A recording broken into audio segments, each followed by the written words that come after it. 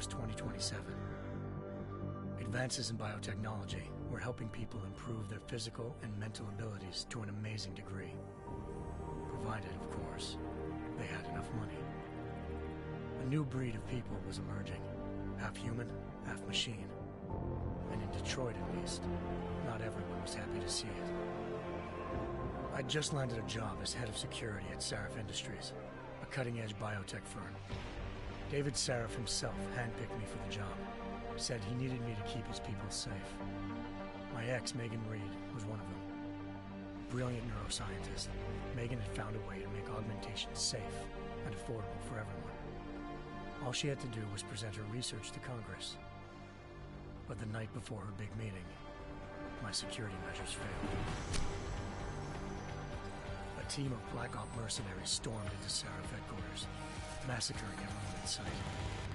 3 of the mercs were heavily augmented walking tanks. Their mission? Take out Megan and her team. I tried to stop them, but their leader tossed me through a plate glass wall. Last thing I heard as his bullets slammed into my brain was Megan's dying scream. I should have died with her. Only I didn't. High-end military-grade enhancements saved my life. The best augmentation Sarif's money could buy. It took me half a year to get a feel for her. Should have taken longer. But 6 months into my recovery, Sarif Industries was attacked again. This time, by a radical group of pro-human purists. Violent, militant, and fanatically opposed to human augmentation. They claimed to be members of Humanity Front, a non-profit organization that wanted the UN to limit biotechnology research. The thugs broke into Sarif's factory and found machinists working overtime on a top-secret military augment called the Typhoon. Sarif sent me to retrieve it, and when I did, I found one of the so-called purists next to it, wired with cerebral implants, trying to download its classified specs. Obviously, something more was going on. The AUG killed himself before I could question him. Sarif ordered me to dig deeper, so with the help of Frank Pritchard, Sarif's head of cybersecurity, I did. Turns out a second hacker had been controlling the AUG's actions from somewhere off-site. Pritchard and I tracked his signal to a secret FEMA internment camp in Detroit. The Black Op mercenaries were there. The same mercs who'd left me for dead 6 months before. Figured they'd try again when they saw me. It wasn't so easy for them this time.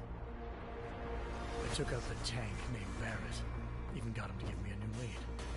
A penthouse apartment in China. Of course, we both knew it would be a trap in the end.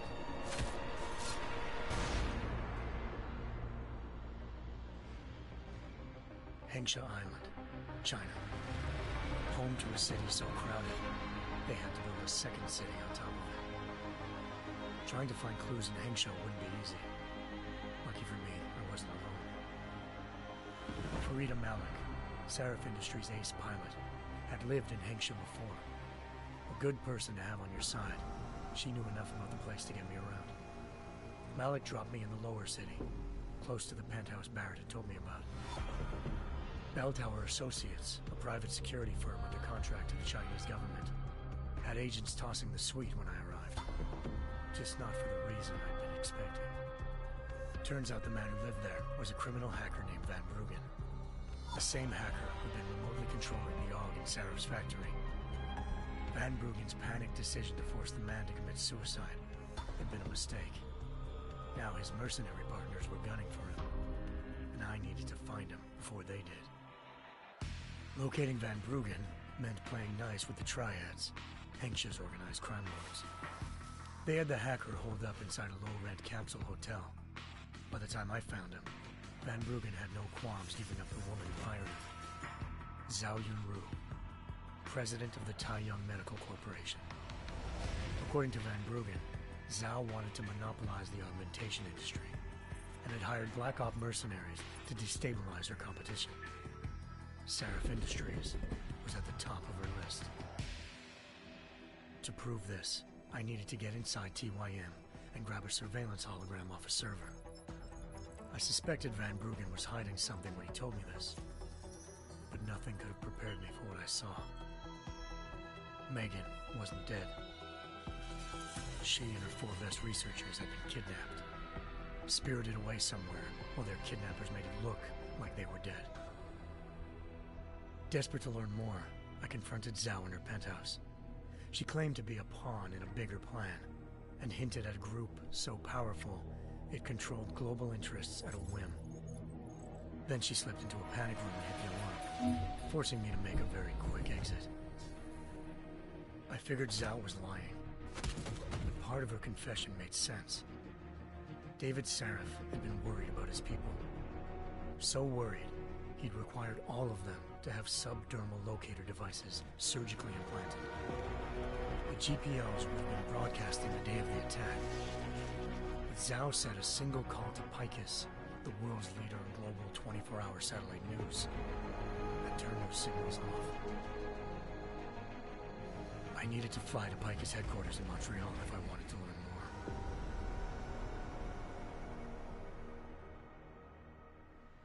more. Eliza Cassan, Picus Communications' First Lady of News. Malik thought I was reaching when I told her Eliza was involved in this. The world's most famous news anchor, working with a mercenary hit squad. But when I confronted Cassan in her office, she freely admitted to jamming Detroit's satellites the night Megan's team had been taken. Said she's just been following her commands. I suspected she wanted to say more. But Black Op mercenaries showed up looking to shut us both down. And just like that, the Eliza I'd been talking to disappeared. The Mercs were led by an augmented killer I crossed paths with twice before. Fedorova, a woman who'd made silence her best friend. She waited for me to track Eliza's transmission to a secret server room underneath the Picus complex, then jumped me from behind. A deadly fight ensued. I made sure she never moved silently again. With Fedorova down and no one left to keep Eliza quiet, she reappeared. Turns out Picus's First Lady of News wasn't a lady at all. She was a sophisticated AI program, engineered to monitor data streams and control what people believed. Eliza told me the Mercs had brought in a Humanity Front doctor named Isaiah Sandoval to remove the scientist's implanted tracking devices while Detroit's satellites were down. She also told me to speak to David Sarif if I wanted to learn more. By the time Malik and I got back to Detroit, tensions between normal and augmented citizens had reached a flashpoint. Riots were breaking out in several cities. The UN was being urged to intervene. Sarif was trying hard to convince Hugh Darrow, the inventor-turned-philanthropist who'd once been a leading proponent of enhancement technologies, to help stop a possible regulatory vote. Sarif had a lot riding on Darrow.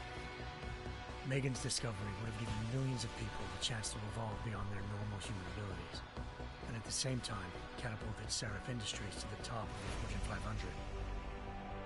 According to Sarif, Megan's kidnappers knew this, and didn't want people evolving unless they controlled how it was done.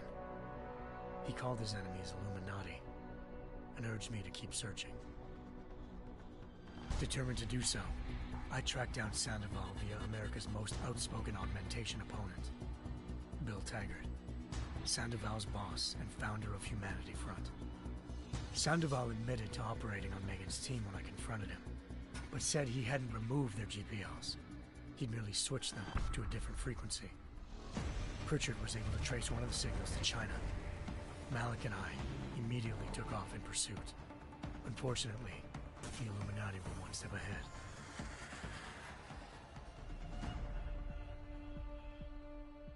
Ambushed. Shot out of the sky by Bell Tower Associates seconds after entering Hengsha's airspace. Malik's piloting skills saved me. After a tense and bitter struggle, I escaped into Lower Hengsha.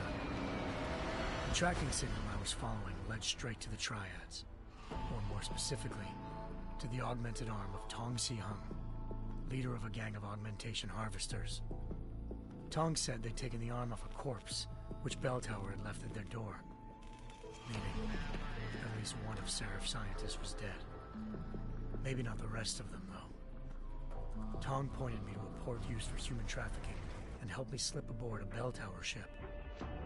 It was sailing to Rifleman Bank Station, a military base in the South China Sea.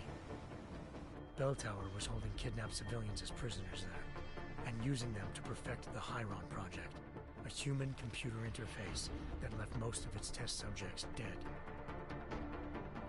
My search for Megan would have ended then, if not for a mysterious ally named Quinn.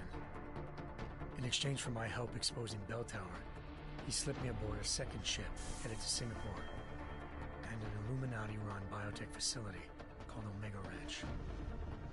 3 of Serif's scientists were there, forced by their captors to create a technology capable of remotely shutting down augmented abilities. Thanks to an emergency recall notice issued by the World Health Organization, millions of people all over the world already had the biochip installed. With the help of the scientists, I tracked Megan to a private section of the ranch. There, I ran into Yaron Namir, the walking tank who'd put a bullet in my brain the first time we met. He'd teamed up with Zhao and was hoping to catch me off guard. But their little ambush didn't work.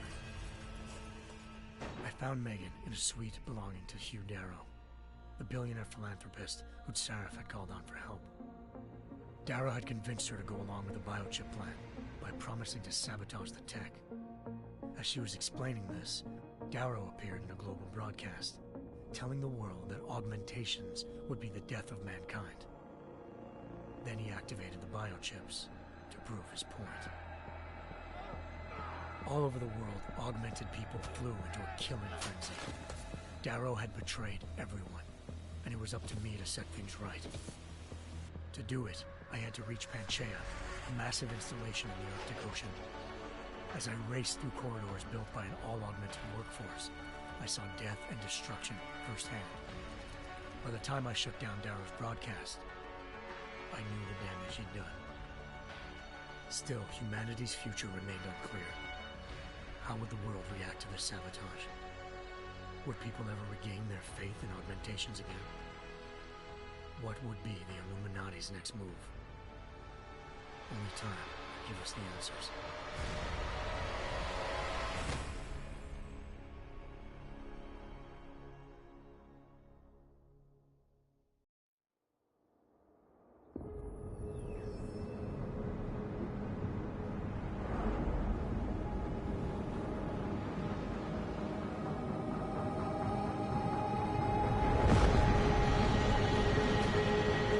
I once thought I could save the world. Now look at it.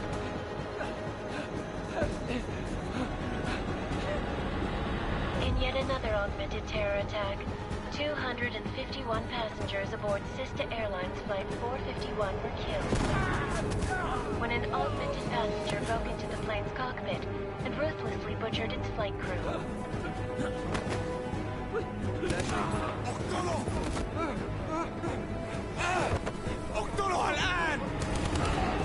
Details recovered from the black box recorder suggest that the man may have been suffering flashbacks to the Aug incident.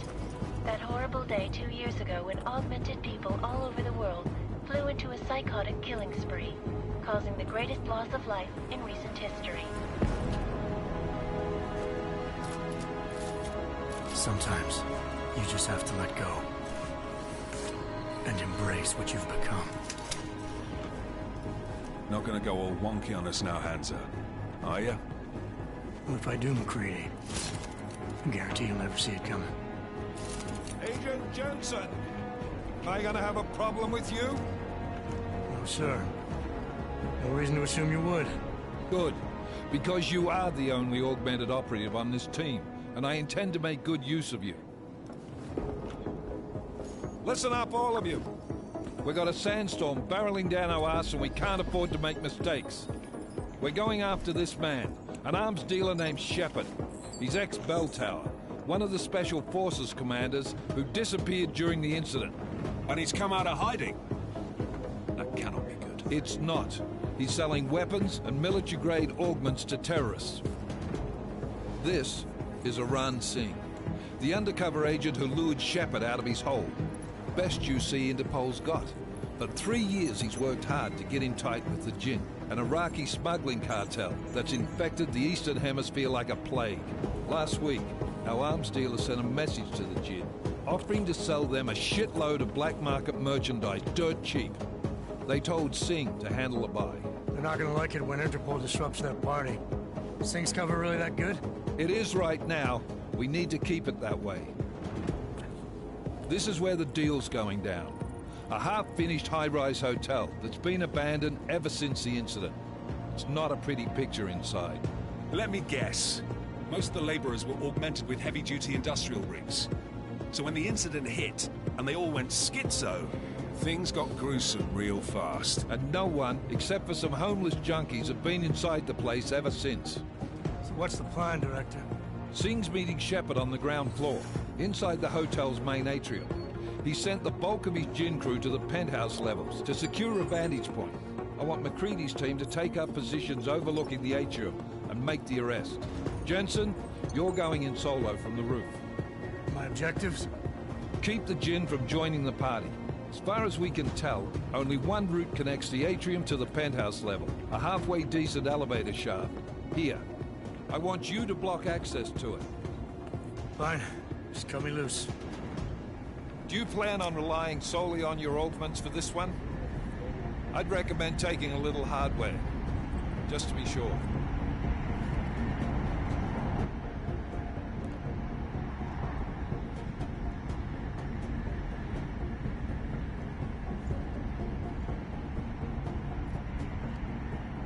I'm not leaving my 6 exposed. Give me something lethal. Your call, but Singh's undercover in all this. So watch your fucking sights. What about range? There's lots of wide spaces and high ceilings in there, but a number of tight and constrained rooms too. So it's a crapshoot, really.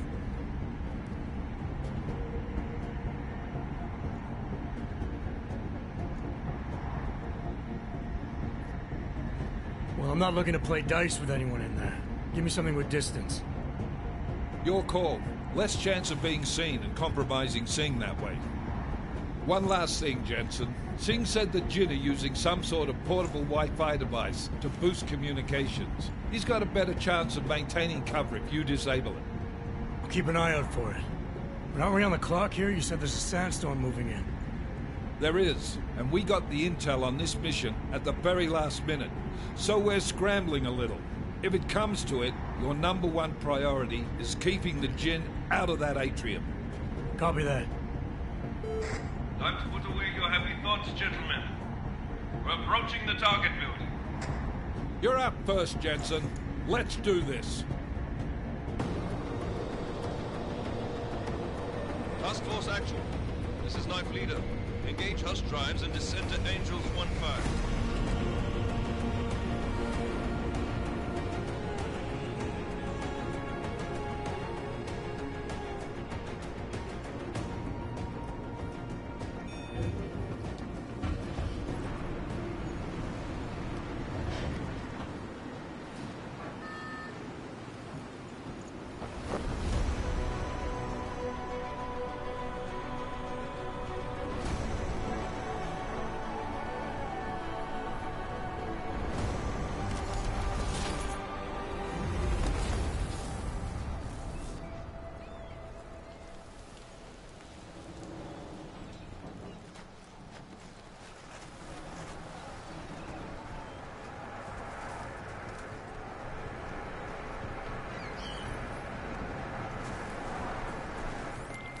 Team leader, this is Jensen. I'm on the roof. Solid copy. Move into the building. The access route you need to block is at the far end of the penthouses. And keep in mind, the direct route might not be the easiest one. Roger that. McCready will advise once his team is on the ground. Miller out.